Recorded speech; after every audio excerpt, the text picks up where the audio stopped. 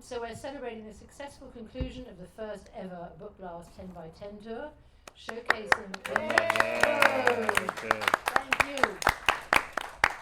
Showcasing the rich diversity of 10 small, risk-taking indie publishers who fill a unique niche in discovering talent.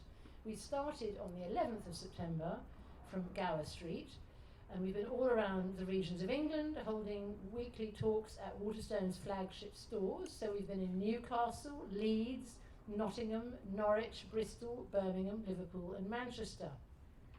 And the riders on tour were not only British, but Middle Eastern, European, Chinese, African and Caribbean. And we wanted to bring together readers and writers across England in the spirit of friendship and exchange. As well as partnering up with Waterstones to showcase the publishers and their authors and translators at these talks, we wanted to give indie publishers greater media visibility by way of a major national and regional PR campaign orchestrated by Sue Amaradivakara from the PR Collective, excuse the pronunciation. I was delighted to be told yesterday by Catherine Fuller, who's the project manager at the Study of Authors, who's one of our supporting partners. It was good to discover indie publishers I did not know about, thanks to the BookBlast 10x10 tour. So, there we are.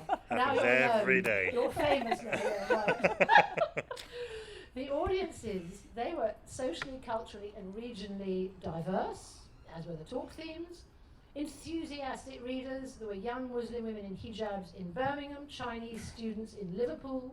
One young man came to the talk all the way from Manchester. He also had train trouble, lots of train trouble in this country it seems. In Leeds, a group of special needs kids were delighted to be invited into a bookshop and to be listened to. A lot of the younger audiences were not only there for entertainment, but wanting to be informed, and also appreciated meeting authors writing about their specific cultures today. A reoccurring theme which emerged is that regional publishers tend to be overlooked by the London-centric publishing community, therefore missing out on discovering talent and new readers. Yes, the regions, and diversity and inclusion. Diversity and inclusion is not just a nice thing to do, right? It actually fosters a sense of well-being and cohesion. It's kind of nice to be included. I won't mention the B word. And it also has a positive impact, in fact, on the bottom line, well, the Brexit factor, what's the B word? The B word, anyway, yes. The bottom line in the workplace. The talks are being podcasted by BookBlast Business Development and Tech Director Ben Fiagbe, which will give them longevity and make them available for a global audience. If you'd like us to send you the podcast web link and more info generally about BookBlast, there are forms lying around on the seat, so do fill them in. So now Susan from Istros and Elizabeth from Saqi. So Istros focuses particularly writing from the Balkans and Southeast Europe, and Saqi are preeminent publishers of North African Arab writing, and will be publishing Naguib Mahfouz, that's a coup, with unpublished short stories. You see, that's indie publishers are on the case. They find good stuff. Hidden in piles and folders. Well, you're going to have to talk to us about that. And Kit Taylor from Influx Press is going to chair the discussion about indie publishers, why they're important, how they play such an important role in the cultural ecosystem, why they're winning prizes, what are the new business models, how can corporate and indies build bridges and cooperate. So now over to you. So Kit, I guess you'll say something about Influx, and then over to all of you. All right. Thank you. Thank you. Thank you, Georgia. Hi. So thanks for inviting me. Influx Press, we've been going for 4-ish years, I think. Set up by a friend of mine, Gary and me. We've known each other since we were 9. So a bit like a bickering married couple when we commission books. Our most probably famous book was last year's called Atrium and Other Stories by a writer called Eddie Williams. It's won the James Tate Black Award and sold more copies than most short story collections other than Tom Hanks last year. So next year we're going to commission, I don't know, Bruce Willis to write a short story collection, just to really compete with the market.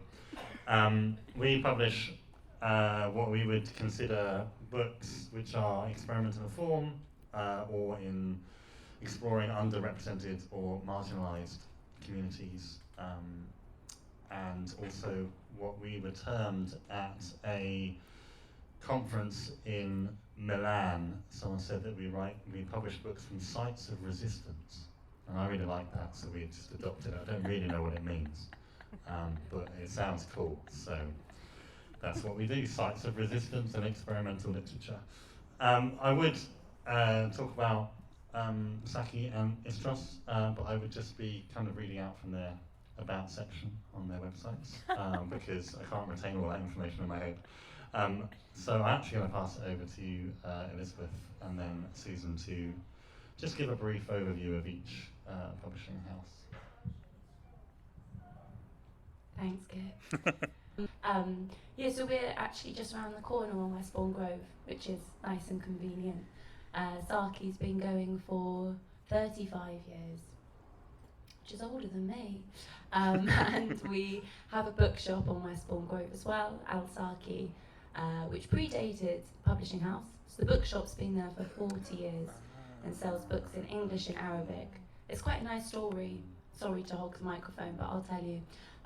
So two friends, Andre Gaspard and Mega Soup, came over from Lebanon during one of the many civil wars, and founded the bookshop because there was a growing Arab community, not just in the UK but in the whole of Europe, and people were looking for books in Arabic. So they founded this bookshop, and then people started coming in and wanting to read books from the Middle East and North Africa in English, and so the bookshop started stocking books in English. And then Andre and I realised that there weren't that many books in English about the Middle East and North Africa, or translated from Arabic, so they started doing that as well. And we've been happily doing that ever since. So we have 3 imprints: Telegram, which is global fiction, so not just the Middle East and North Africa, 5 continents, lots of languages. Not that we like to spread ourselves too thinly between 3 of us or anything. And then the Westbourne Press, which is progressive non-fiction, again from all over. And then our main imprint, Saqi, which means water cellar in Arabic, which is both non-fiction and the best in fiction, so novels, short stories, poetry. So we publish the likes of Mahmoud Darwish and Tabeen Nagib Mahfouz, which is very exciting.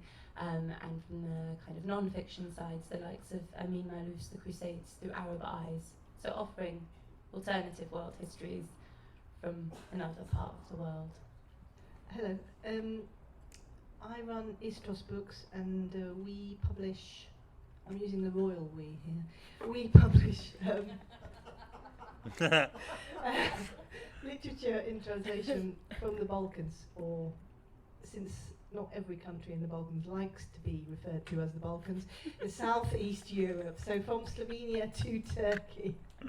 And the reason I started Istros, for a similar reason as Saqi, I suppose, is that there was very little being translated from that region. You know, very little Montenegrin, Albanian, Macedonian, you name it. So we do about 6 or 7 titles a year, and almost exclusively fiction, although I have a couple of non-fiction titles, because when you get offered Slavoj Žižek's essays, you don't say no, I suppose, but that's about it, mostly fiction. And so, yeah, we're coming up to our 8th year now. Great. Right, that was really easy. What's interesting about that is, so I own a couple of Saqi books. Just a couple. Just a couple. I know they're about 1 billion, but I've got a budget. Anyway, so but I don't know any Istros books. And what's my first question? I think would be. So I've known about Saqi for a while. Don't know much about Istros. Probably going to do some more investigation. And I feel like when I meet someone else who's an independent publisher or works for an independent publisher, there's a kind of already a rapport that begins as soon as you kind of meet them, mainly to do with who can afford the drinks.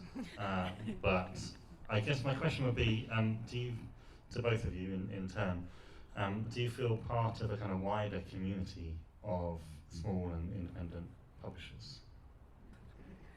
I mean, I do take part in things like the European Literature Network and BookBlast, obviously, now. And so, yes, in a way, I do feel part of a very small independent publishers group. Yeah. I mean, there are these couple of networking groups. Yes, definitely. I probably call or email friends at other indie publishing houses about twice a day, which I don't know if that says more about my lack of knowledge than proficiency.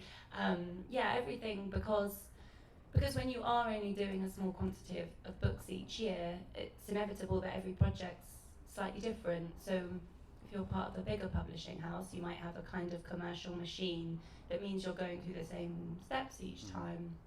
Whereas if you've just thought, oh, how amazing, we have to publish this offbeat biography of what should have been the first female astronaut, and then think, oh God, I've got no idea if there even are any space magazines. How on earth am I going to get a review? And I've never printed a book in a hardback demo, and I don't know, help. So yeah, everybody's very supportive all the time. Good, that's the answer I was looking for. No, I don't know if Saqi, we have like everyone even knows what Slack is. It's like a sort of forum. Yeah, we haven't thing. got to 21st century yet. Right, so there is a probably this is a deep reveal, but there is an independent publishing Slack forum, in which many independent publishers write messages to each other, mainly supportive. But I just Keep going. yeah.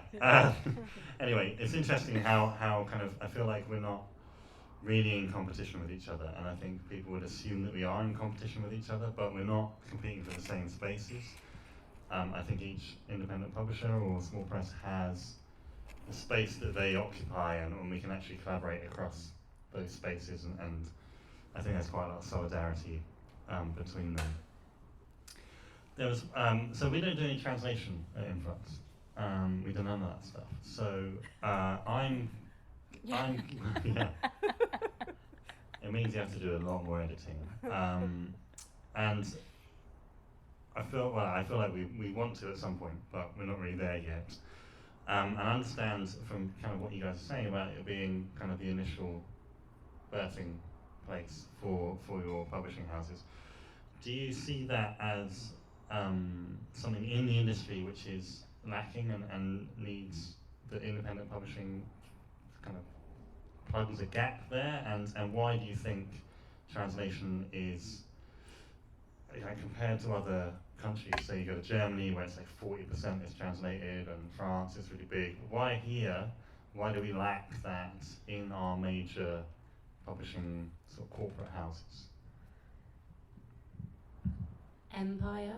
I think it's seeing the world from an English-centric mindset. I don't actually think it's necessarily a problem that you can blame publishing houses of any shape, form or size on. I think it's more of a curricular approach. So going back to the education system and schools, reading in translation is just not something that it might occur to you to do. And I don't just mean in a literature class, even in history. The historians that you study in history are nearly always British, which somebody from another country would find quite strange. They might look at the First World War from various different historians' perspectives, whereas we just don't think that way. We're not programmed to think that way. In the same way we're not programmed to learn languages. I think somebody told me that this year 2,000 students in the UK took German A-level. 2,000? 2,000. It's a terrifying number. I said somebody told me in case I'm wrong, and it's higher. I'd like to think I'm wrong, but I don't think I am. Yeah, it's an approach that has to come from all places.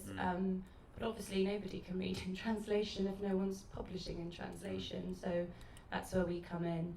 And yeah, the truth is that the bigger publishing houses tend not to, because it is harder by a traditional publishing model. You've got more upfront costs, obviously, in a translation, but it's also much harder to market a book if you have an author who doesn't speak or write in English. Yeah, it's true. There's the figure of 4%, isn't it? Of all the books that are published in the UK, 4% is in translation, of which literature and fiction is a tiny portion of that.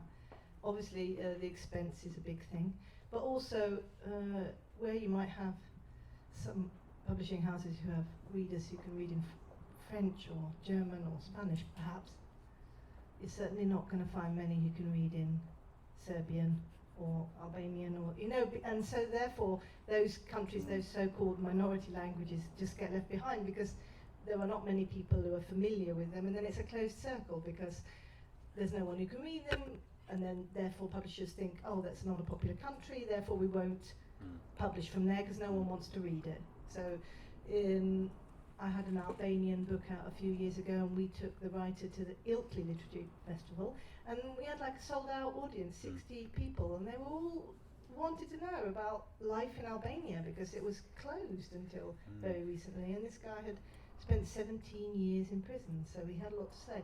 And it's not true that people don't want to read it, because there were people there in the picturesque village of Ilkley who were very interested. So, you know, these kind of the assumptions that are made by the so-called gatekeepers, cultural gatekeepers of our society, are really self-fulfilling, right? Because also when I write to the BBC or whatever, and I say, oh, my author's over, and you could do it, oh, but they have an accent. Yeah, they have an accent. I mean, deal with it, right? And, you know, it's always the same thing. It's always the same English or American author's book at bedtime. It's always the same. And it's so frustrating because at one time, of course, nobody with anything else than an RP accent could get on the BBC. Now we've realised that there are people in the regions who have different accents. I think we need to make another step forward, that there are people who have Romanian accents and German accents, and you know, you can have them on the radio and it's fine. It doesn't matter if they don't know every word, because it's their story that's important. So that's why we do translations, right? Great, thank you. I was at a thing in Jaipur Literary Festival last year. I happened to be there for something else, but I went along to a translation event, and there's a couple of translators there were talking about translating between Indian regional languages, so between Bengali and Gujarati or Marathi and Punjabi, and how now there are less and less speakers who speak both regional languages, so it's going through English and coming back out, and how that's affecting that translation process. Interesting. Anyway, so okay, we're talking about kind of, I suppose success is like you know, it's a subjective word in independent publishing. Generally it means when you have a success, you've either sold more than about 5,000 copies, or you've won a prize. And I think this year particularly there have been a lot of prize-winning books from independent publishers, and I think there's been an increase in sales, and things seem to be growing. It seems to be a bit of a kind of golden age, partly why we're here, I think, anyway. This wouldn't have happened maybe 7 or 8 years ago. And I think there's probably a demand for other literature that isn't what's being kind of pushed out by, not necessarily commercial. I've got nothing against commercial fiction. I think it does really good stuff, but the kind of literary fiction side of things in bigger publishers, I think a lot of what we do at our publishing houses, we debut authors and then they tend to disappear to other publishers after they've done their book with us, which is, I always say, bittersweet. But I never ever begrudge the author, only the situation. But my question, I think, is what lies behind? What do you think is the root behind this kind of surge in interest in smaller and independent publishing? Why is there more? There seems to be more of an appetite for buying books that are not coming from the big imprints, and what you might think. If you talk to readers and you talk to other people, what they're looking for now? Is it easier to find those books, or are they tired of what they're already being given? You know, that sort of thing. When I actually managed to get some Istros titles into people's hands, they do say Some here. always. Some here. That's true. There's one there. The usual response is, "God, I never read anything like that. That's quite extraordinary." And I think because when you're dealing with small countries, I'm putting that in inverted commas, but the authors there, they can't make money out of being a literary author. You know, they have to do other jobs. They're journalists, whatever. They teach at university, etc. So because they can't make money, they don't write to a format. They don't think, oh, that's the bestseller in Bosnia, I'm going to write another Bosnian bestseller. They just write what they want. And then because they write what they want, it just comes out as really authentic and interesting. And I think maybe that's the difference, because we are dominated here, aren't we, by the market and what. So once someone writes a book about a 17th century painter falling in love with someone, there are like, I don't know how many copy books about that, all vaguely around that theme, you know. And I think a lot of people perhaps just get tired of that, just as they get tired of watching the same TV programs. It's like there's a choice, and if you read something that's written with somebody's experience and their hopes and fears, etc., I think that comes over, and the people react to that. Oh, actually, I've got a little anecdote. Come on. On the Anecdote subject. away. An anecdote. It's an editor friend at a publisher, a small, well, it's a medium-sized independent art publisher. He started the boom in adult colouring books. Okay, he is responsible for that, and he Can he be my friend? cringes. He cringes on one hand because he's quite, but on the other hand, he says, "Well, it kept me my job." So there's also that terrible pressure. I know some of the larger independents or the corporate sector is, you know, you have got to, if you don't find, you know, big sellers or things that work or whatever, then you're out of a job. So there's, anyway. Yeah, I wonder as well, from an abstract, this is based on nothing but my own instinct, people who are a bit more aware, at least in the last couple of years, of globalisation and what that means. Don't want to mention the B word, but maybe what that means. And I think people are beginning to feel like it's okay to read something that you don't have any knowledge or prior understanding of before. We did a book last year called Don't Panic, I'm Islamic, words and pictures on how to stop worrying and learn to love the alien next door. Concise title. Very good. Good for Christmas. It was very fun. Christmas The whole present. thing was really fun. And we did also a comedy show, a touring comedy show, which I don't know what, I don't know why I thought I could produce a comedy show, but it happened. And that was really fun. It was in response to Trump's travel ban. And some of the early responses were a little bit disheartening, not responses to the book, but for example, we had a reviewer from one of the major broadsheets who came to the opening night and said how much she was raving about the book.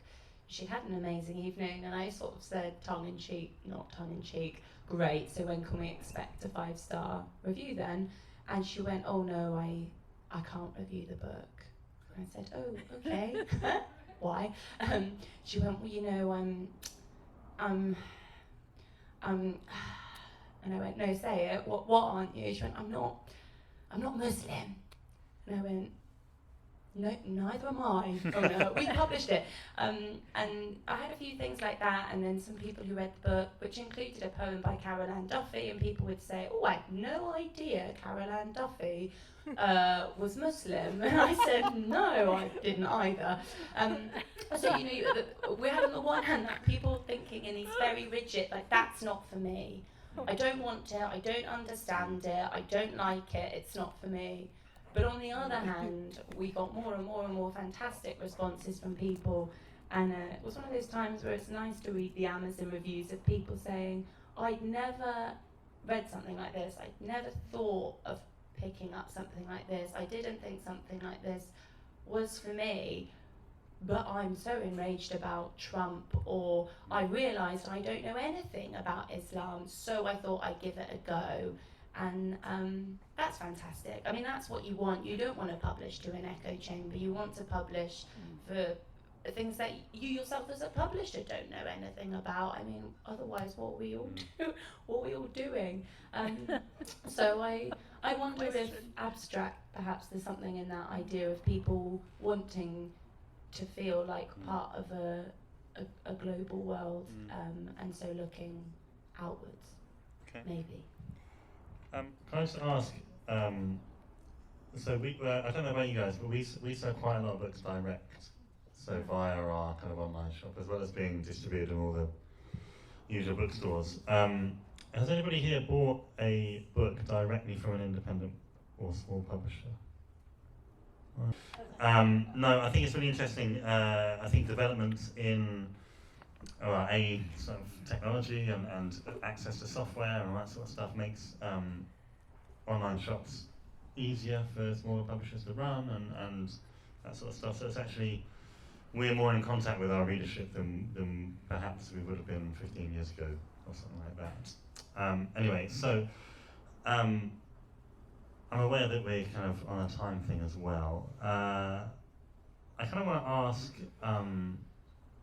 so we're talking about kind of what we've done and how we've got around there, but what is there what do you think lacks in terms of support for smaller independent publishers? For us, it's distribution. We have great distributors, but also it's very hard to get really locked into like a Waterstones world nationwide thing. Hello. Yeah. I'll be invited along in 2 years' time. Am I on this? I don't know, we're not on here, are we? So, not locked in yet. That's. No. I'm joking. Tea. I'm joking. Miss Tea. No, so I think it is difficult. It's per book by book basis for us, but also we find when we get publicity and we're doing publicity, some things just take off and some things don't, and it's a mystery to me which ones and why they do. It's not always the best book, and I find a lot of the kind of support that we get around in the industry is from certain journalists or from certain booksellers. And I wanted to know what your experiences of what the good support is, and also what you feel bookshops, other kind of the wider industry, not the publishers themselves, can do to help promote and push independent publishing houses. Yeah, there are some really. I'm trying to get a mentor at the moment for publicity, which is quite daunting. It's like asking someone on a date or something, because publicity is I think probably what we all struggle with the most, and I think part of that is I think it's twofold, and I think a lot of it actually is our own fault. I don't want to blame other people. Partly when you are so involved in a book, when you're the one who's commissioned the book, the one who's edited the book, the one who's been there the whole way through, it's very easy to initially get disheartened when you pitch to the Guardian or wherever it is and they say, oh no thanks. You think, why? No, you're wrong, and you take it quite personally, whereas speaking to publicists at bigger publishing houses, you think of another solution, which I think we need to get a little bit better at. Everybody has to work really hard for publicity. It's just we have a bit more press for time, which is part of the problem. But yeah, hopefully that's through the Publishers Publicity Circle that I've applied for the mentor. So there are these good structures, and they really like hearing from independent publishers, and they want to help you too. In terms of where we struggle, yes, distribution's a bit difficult. We are in the middle of doing a new website, so everyone please check in www.saqibooks.com in about 3 weeks, where you will be able to order books from us directly for the first time. The big wholesalers, obviously we sell fewer copies, but the likes of Waterstones, it's on a book by book basis, but it can be quite difficult when you don't know a buyer personally, if you don't have a relationship with a buyer. For example, this book here, the things I would tell you, we had, I think, the event was at Waterstones Piccadilly, the launch for that, and over 100 people had signed up for tickets within 24 hours of it being announced, and Waterstones had ordered 35 copies, which was obviously a miscommunication somewhere along the line, which was a bit daunting. And again, when you're a small publishing house, you don't have miscommunications between a team of two because you know who to ask. So yeah, I think there are always solutions. We just, particularly when it comes to distribution and sales, need to ask the right questions and ask them persistently. Because I suppose the market is dominated by the big players, not just the publishing market, but the booksellers market as well, we suffer from, I think, genreification, right? Because I think I'm right in saying that a lot of independent publishers publish the kind of literature that doesn't fit neatly into a particular genre. And especially with translations, you know, and we now have this invented genre of translated fiction. I mean, how sexy does that sound? I wouldn't pick that up in a bookshop. I just think it sounds awful, and I'd rather not be on the translated fiction table. I'd rather be on the, I don't know, first stories, gothic, horror, whatever, you know, just broaden it out a bit, because I find that really restrictive. And then, of course, in Britain we don't have this belles lettres genre, which a lot of other countries, most other countries have, right? This genre which is just for beautiful prose. So therefore, if you print a book which is whatever, about, you know, we had a book which was by a Slovenian writer, and it was in the persona of a writer who'd gone to Ireland and then travelled across Europe and ended up in Bosnia. And it was obviously a lot to do with that writer, but he said, no, it's fiction, you know, and we said, oh, there are facts wrong. He said, that's fine, it's fiction, you know. And then people said, oh, but it, you know, can we put it in non-fiction? No, because it's fiction. And then, of course, in Slovenia, you'd put it in belles lettres, belletristica. And so all the time, I think that we suffer from this genreification, and because this goes to the Waterstones tables and they have, you know, these little, I don't know, whatever, slogans, things that they put up, you know, this difference between being like that on the shelf or like that on the table is huge. But I don't know about you guys, I hardly ever get put out on the table as the Istros titles. I mean, that would be wonderful, but it doesn't happen very often. I've personally been on a table. Limited edition. Yeah, I wrote a really silly book about carpets of Wetherspoons, and it became like a Christmas stocking filler. So I experienced what it was like to be on the Waterstones table. Yeah, very different to being in the back ends of short story collections. Anyway, so I think yeah. Okay, I wanted to move on to kind of how we can work with other publishers, and I mentioned earlier about writers who we debut, who then go on to have second or third books with much bigger publishers. And I think so. A friend of mine, Ben Myers, was published by a publishing house called Blue Moose for about 5 or 6 books. He recently signed with Bloomsbury for his next 2, I think. And Bloomsbury and Blue Moose, maybe because they sound sort of slightly similar on the first syllable, managed to kind of work together, and Bloomsbury are actually going to bring out editions of Ben's backlist, for which Blue Moose will get a significant chunk of the money. This is what I think is the case.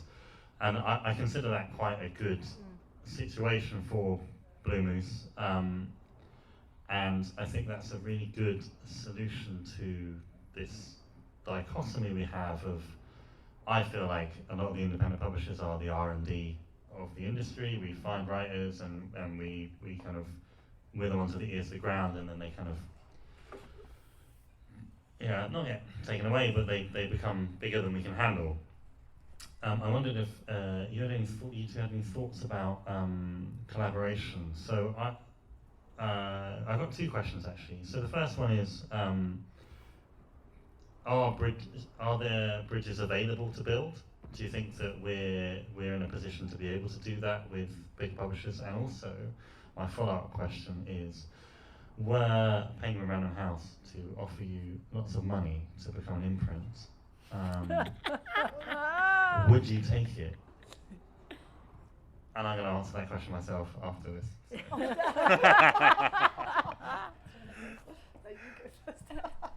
No. Speaking on behalf of Lynn Gaspard, who runs Saqi, who I'm sure would agree with me, no, we would not do that. Bridges. Going back to what you were saying at the beginning, Kit, about bridges. Yeah, I really hate the narrative that we are some kind of opposition with big commercial publishing houses. Of course, that's not true. Of course, people don't have a finite number of books that they read. They can't only buy from one publisher or another. We need each other. We've actually had publishers that have left us for bigger publishers and then come back again, which is really nice when it happens, because you offer very different things. And likewise, we've taken books that the bigger publishers have turned down, but they've previously published an author to great success, and for whatever reason, the book in question's too niche for them. And I'm not going to pretend that we don't benefit from the fact that author already has a profile. So yeah, that can work too. Yes, we've also sold rights to bigger publishers, which massively helps. We do that a lot with selling our US rights to bigger publishing houses. For example, Zealot by Reza Aslan, which is our biography of Jesus Christ, is published by Penguin in the US, and that helps us hugely.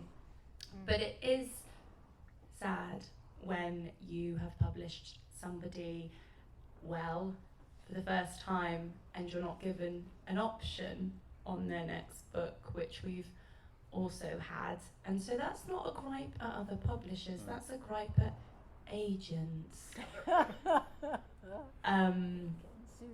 There was one writer who we published in a collection last year who'd never been published before, and the first that I heard of his debut was when it was announced in the bookseller as a 6-figure deal, which is great.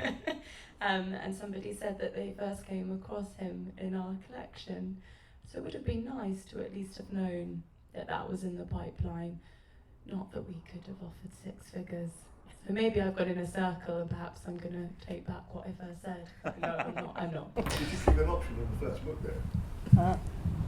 No, and we couldn't have. I mean, as everybody knows, as an independent publisher, your reputation is the thing you have. So we never try to acquire rights or keep. For example, I never take film and dramatic rights in our books because I know I can't fairly exploit them. So I'm doing the author a disservice if I'm going to try and do that. And it's the same with options. I mean, there are certainly times where we could be smarter, I'm sure, but generally, if we are paying, we take the rights we're paying for. Because Istros is the only publishing house that specialises in the Balkans, I haven't really got a lot of competition or people trying to pick my authors. And also because I personally am well connected in that region, it kind of works in my favour, and I haven't really dealt much with agents, which is great, I think. Because I deal straight with authors, and it's always been fine. But the biggest thing for me would be, the cooperation would be, as you say, rights. If I could sell them, I'm just about to sell one of the books I just published by the Croatian writer Dasha Dundic to New Directions, and that would be a really nice cooperation to have, because obviously, they can use my reviews, I can use theirs, and it would work out really well. And we could I could sit on their coattails, as it were. So that's, for me, the best thing that could happen. I've also worked through the same writer with the Maclehose quite a lot. And they actually put the publicity for this book on their PR sheet, which they sent out because it was 2 books by a dasher.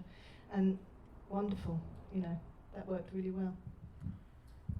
Great. I think we're going to do questions. But how about you? You have answers. Yeah. I haven't answered my own answer question, have one. I? I'm going to tell you about something stupid I did with a contract. We've all been So this book I was telling you about before, Asher and Other Stories, I got an email from Audible looking for to buy the audio rights off you. And I was like, yeah, okay, fine. And they offered money, and then I looked through the contract, and I was like, oh, we forgot to put audio rights on the contract. And I looked through all the rest of our contracts, and there's audio rights on all the other contracts, apart from the one book that was the most successful book we've ever published. You get what you pay for. And I don't pay myself a lot, so, you know. What's my question? If, you never answered if Imprint came along and tried to buy you up, but that's okay. I would say yes. You would say yes. I would say yes, and then I would set up a new one. Take the money. Anyway, so we've talked for a while now. Does anybody have any questions out here for anybody on the panel? Yes. Just curious as to whether the Waterstones buying foils has had any impact, good, bad, indifferent. I mean, obviously that's quite a narrow question, so maybe other trends within both new bookstores and used bookstores. Okay, the question was, has Waterstones buying foils affected anything, or do we think it's going to affect anything? I think it's a bit too early to tell. What do you think? You put your hand out as well. I did.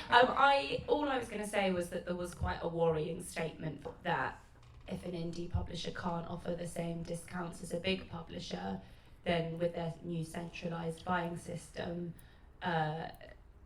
they are going to be disinclined to work with indies on the same way, and use the very simple maths that if a big publishing house has offered them, we'll use arbitrary figures, 50% discount, and we've offered a 30% discount, obviously it's in Waterstone's best interest to put the book that's had the 50% discount on the front of their shelves, because they make more money per copy sold, which is how a businessman works. And the problem is that most publishers aren't business people, and that's scary, because we obviously can't afford the same discounts as the big publishing houses, because the numbers don't add up. We have all the same fixed costs, but our print runs are smaller. Less backwards, yeah. So yeah, we're watching that space. I should have said this, I realise now, when you asked about cooperation. Yeah. Because I'm repped by a group called Impress Books, and they have 40 independent publishers under them, and they're funded by the Arts Council.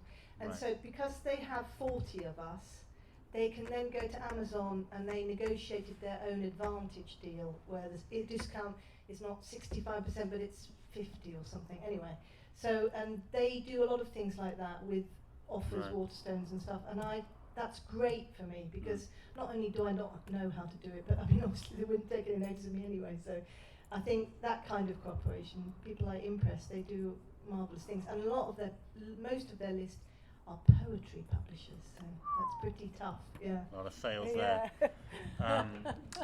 Yeah, from my perspective, I know the buyers at Foils really well, and we have a great relationship, and they're very supportive of our books. I hope that Foils becomes a bit like Hatchards, is it? They also, would have an independent sensibility, I think. Yeah. I know there happen to be 2 distributors in the audience. Have either of you got anything to say about that? The Foils, Waterstones, just some of the issues that have been raised. I think it's a big worry. Quite apart from the discounts, it's more whether those buyers are going to be able to remain independent. And also, Foils was huge. There's very little competition to Waterstones.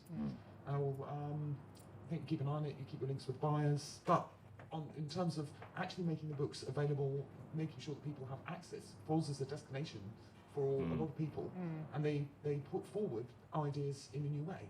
So Fitzcarraldo is a very good example. Foils for free, like the look of the books, realise they do have some stuff from the Balkans or at least Eastern Europe. They do, yes, they do, yeah. They would put these out as new taste or even just hand sell. I think that is a really big problem in this country. In the US, it's less of a problem because Barnes & Noble has tanked and the independents are growing. Excellent. But yeah, do what you're doing, keep an eye on it. But it really is getting access to the buyers. And the trouble is that with the big chains, the fiction buyer for Waterstones, a new one, she's very good, but she's dealing with everybody. It's, well, there are two things quickly to say. One is that it may well be in your interest to move your discount up to Waterstone. When Robinson bought Constable, the sales director said to me at Constable, they were still on 42%. You look at their sales, we were on 50%. And I immediately took it to 50% and immediately released sales. And they came back for backlist and away we went. The second thing is that not just you lot who are suffering from lack of publicity, it's everybody who's suffering from lack of publicity. And if you look around the review space, it's Andrew at the Sunday Times, Robbie at the Times, Claire, that's it. You know, Telegraph, hardly anything, particularly fiction. A mate of mine who's a fantastic publicist said, do you know how many fiction reviews were in the Telegraph this week, Andy Boy? I said, no. She said, one fiction review in the Telegraph. So it's really, poor old Susie knows this. I lost a little bit of money because I had an idea. I went and worked for a mobile phone idea where we had short stories. We had Alexander McCall Smith, we had Hilary Mantel, and I said, that's not going to last. And it didn't. But I do actually think, to be honest with you, there's a real interest in world literature, but it's never focused. If you go into Waterstones, there's very rarely is a table saying world fiction. People would be interested. I must admit, I did actually, put up Waterstone for, James for a CBE for saving Waterstones. I thought, if Waterstone's gone under, that would have been it. Thank you. I think Alice. Preaching to the choir, whatever, forgive me. But I certainly do know that I write do reviews for a crime blog, and they're always very receptive when I say, a buddy of mine wrote a book and it was published by, a 10-book-a-year publisher. Do you mind if I review it? And that must be true for, for other genres, that they will, it's not like I'm paid. My payment is the book. That they'll take a risk on, a science fiction, a political, a thriller, whatever. And privately, I will tell any of you all what the crime fiction blog is, but not publicly. Well, because I don't want everyone to start sending me books, and then the guys who do the things they. Actually, there are an enormous amount of blogs, which is good. But on the other hand, that is. The good thing is the internet and social media, but it's all scattered. So that's what with the BookBlast diary. Anyway. And let me say if I can bring a conclusion to this proceeding. Is that what we're saying? Okay. So thanks for coming to the hustings. The three candidates here are very much up for your vote. No, I think I'm fairly positive about the future, aside from what's happening in Parliament at this very moment.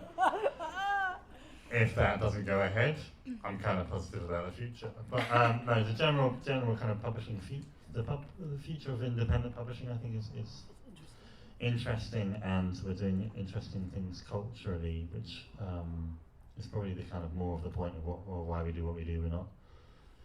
I think Jacques from Fitzcarraldo described publishing as digging a hole and throwing money into it. I kind of feel the same way. But yes, I think what we've got here is a discussion about more around logistics really, and I think we've missed out on just the joy of what it is to publish writers and to bring voices to an audience. And I just wanted to round it out by just leaving it on a really positive note. So if each one of you could just talk about a book you're publishing this year and how excited you are about it. Also, there are books here. Also, there are books all here featured on that the all feature tour. on So the this is your goodie bag. goodie bag. Goodie bag.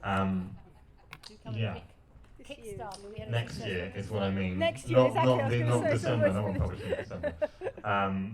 I'll start. I've got a book called Plastic Emotions by Sharoni Pinto, and it's a novel about the first ever Sri Lankan woman architect in the 1940s, and she had an affair with Le Corbusier.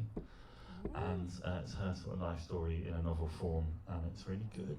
And I'm really excited to publish her because she had published Sharoni, the author, not the architect. She passed away a long time ago. Sharoni had a number of books with Serpent's Tail in the 2000s, and then had children and stopped writing. And this is her first return to the literary world. So I'm really excited and privileged to be publishing her. I mentioned it already, but we're publishing a newly discovered collection by Naguib Mahfouz, who's the only Nobel laureate who wrote in Arabic next year, which is great fun. And I got the translation today, so I spent the day reading, which is what people think publishers do, and publishers actually never do, but today I actually did. And it's incredible. And yeah, I think the truth is that none of us would be doing this if there wasn't a huge upside, and that is that you live 1,000 stories every day, and we do the best job. There it is. And I'd like to think that we try and do the best job that we can in response to the wonderful things that we are given the chance to give some shelf life to. So yeah, Naguib Mahfouz next year. It's going to include some of his the original pages that were handwritten by him as well, and it will have a title. I hope before we publish it.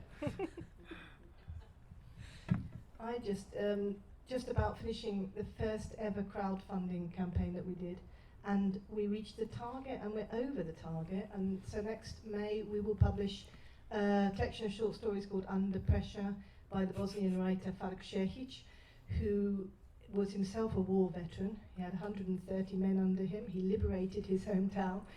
And one of the best moments of being a publisher so far was his launch of his previous novel, Quiet Flows the Una.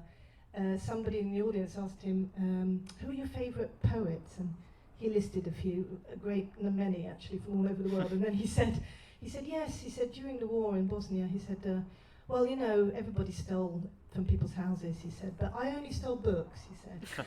And I had an anthology of 20th century American poets, and I put it under my flakjack, under my Kalashnikov, and every woman in the audience was his, I'll tell you. It was an amazing moment. Great, I'm going to leave it to Georgia to round off. Well, I mean, well, there you are, the power of poetry. There you go. Well, thank you. Well, thank you very much, and thank you all for being here and for coming. And there's more to do. Yes, the drinks.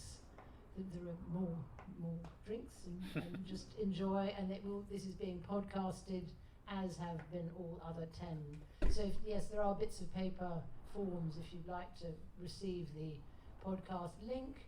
Please leave your email. There are books here. Do come and get a flavour of some of the books on tour. And thank you, everybody. Wonderful. Thank you, Thank you, Georgia. Georgia.